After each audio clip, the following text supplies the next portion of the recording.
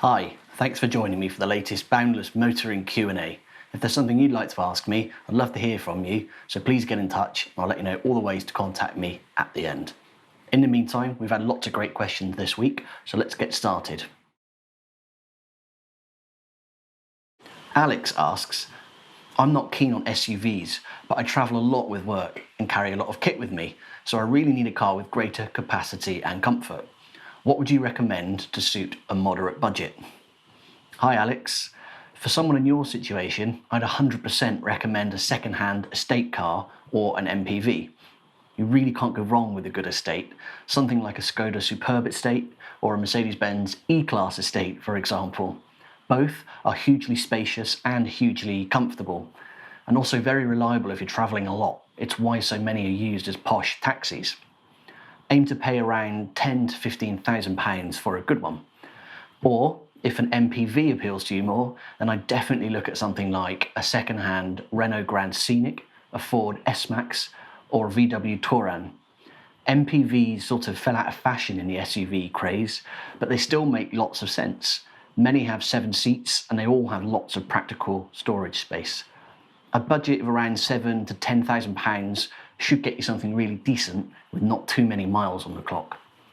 MPVs are also fairly affordable to buy brand new or nearly new. Look out for good monthly PCP deals with healthy deposit contributions from the dealership. Next we've heard from David, who says, we love taking our MGB to France, especially the Dordogne, but we're looking at other areas of France to explore. Do you have any recommendations for unusual drives in the south of France with great views and unusual places to see? Definitely. First though, half the fun is getting there, so consider leaving the autoroutes and taking the scenic route, crossing the spectacular Millau Bridge, for example, or driving the roads around the Grand Prix circuit, the old Grand Prix circuit, at Clermont in the Auvergne Mountains. As for the south, one of my favourite drives is along the Route Napoleon, which runs for about 200 miles from Grenoble to Cannes. I actually did this drive for Boundless magazine in a Mazda MX-5 a while ago. You can find it in the members area online. Another great drive is up Mont Ventoux. It's actually a stage of the Tour de France and one of the most grueling climbs on the tour, but it's also great fun to drive too. Then there's the Col de Torini, a famous stage of the Monte Carlo rally with endless hairpins and really steep drops. So be careful if you're going up there, especially in the winter when it's icy. Further south, it's definitely worth exploring the Corniche roads or coastal roads above Nice and Monte Carlo. And of course you can drive around the famous Grand Prix street circuit in Monaco itself. Or, an hour or two west of that, there's the incredible Verdon Gorge in Provence. It's surrounded by brilliant roads and amazing scenery, including the River Canyon with its turquoise water. Now we have a question from Kate, who asks, are there any makes or models that you think would make a good investment that are cheap to buy now, but likely to increase in value over the next 10 years or so? Well, I think if we knew the answer to this, we'd all be very wealthy. Of course, uncertainty around the future of pure combustion engines, pure petrol, pure diesel engines, makes this really tricky to predict, especially as legislation shifts all the time. However, the closest thing we have to a crystal ball right now is something called the HPI Future Classics Car Valuation Tool, which tracks live data from used car adverts, looking at pricing trends and other data, then pinpoints the cars that might be worth investing in. You can choose a budget on a sliding scale from around £6,000 to £150,000. So you could be looking at anything from a fairly modern hot hatch to a 5 or 10-year-old Ferrari or something exotic like that. Examples of potential future classics on the site include the Fiat Coupe, BMW 1M and the Ford Focus RS.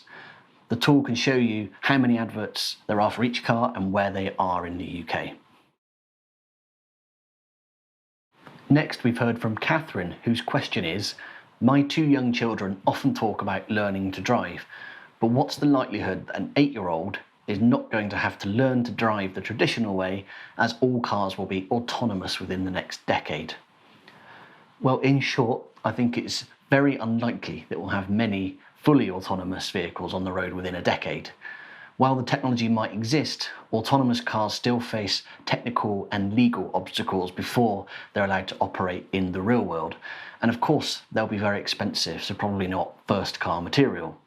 However, we'll definitely see an increase in the sophistication of driver assistance and semi-autonomous technology, lane keeping systems, for example, or automatic braking systems, which have existed for a long time now and are common on many everyday cars.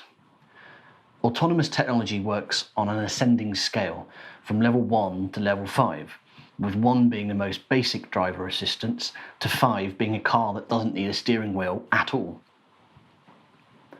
Many cars already have level 1 tech, such as adaptive cruise control, which uses a radar system in conjunction with your cruise control to maintain a set distance from the car in front.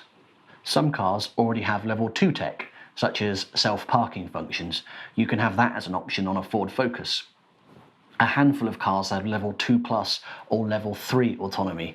Tesla's equipped with autopilot, for example, but even those require the driver to be on constant standby and to keep their hands on the wheel for a certain period of time. Level 4 and 5 cars, that is, fully autonomous hands-off cars, do exist, but are still in the experimental or testing phase in controlled areas where they're permitted to operate. And while some of them are extremely advanced, they still face various legal and even ethical problems, such as who would take responsibility for an accident, for example. So, in answer to your question, I think the idea of a fully driverless car on the public road within the next 5 to 10 years is really unlikely, especially on any large scale. Although, with the increase in driver assistance tech, driving could and should become safer and easier for newer drivers. Our final question today is from Debbie, who says, I keep my classic car in the garage all year round, but with the sun coming out, what should I be checking before I take it on the road again? Well, for this one, I'm going to refer directly to some useful advice from I Am Road Smart, the UK's leading road safety charity. They have a system of checks you should do on your car, motorbike or any other vehicle after it's been parked up for a while or in hibernation over winter. The checks go by the acronym POWDERY. It's an easy way to remember the basic things you should be checking. Those things are: P is for petrol. Check the level, check for leaks, and if it's been in the tank for a long time, you might wish to consider draining it and then refilling. O is for oil. Again, make sure it's topped up and hasn't leaked. W is for water. Make sure you have enough coolant and windscreen washer. D is for damage. Have a good check around for anything obvious. E is for electrics. Make sure nothing's come loose or been chewed by a mouse. R is for rubber. Inflate your tyres, make sure they're in safe condition and that they haven't deteriorated at all. And finally, Y is for yourself. In other words, make sure you have the correct safety kit if you're riding a bike, that your helmet still meets current safety standards, and that your eyesight and general health is good enough for you to get behind the wheel or in the saddle. That's it for today. Thanks very much for all of your questions, and please do keep them coming. If you'd like to get in touch with me, you can do so via the Boundless Facebook or Twitter pages, or through the email address you see on your screen now. Thanks for joining me, and I'll see you next time.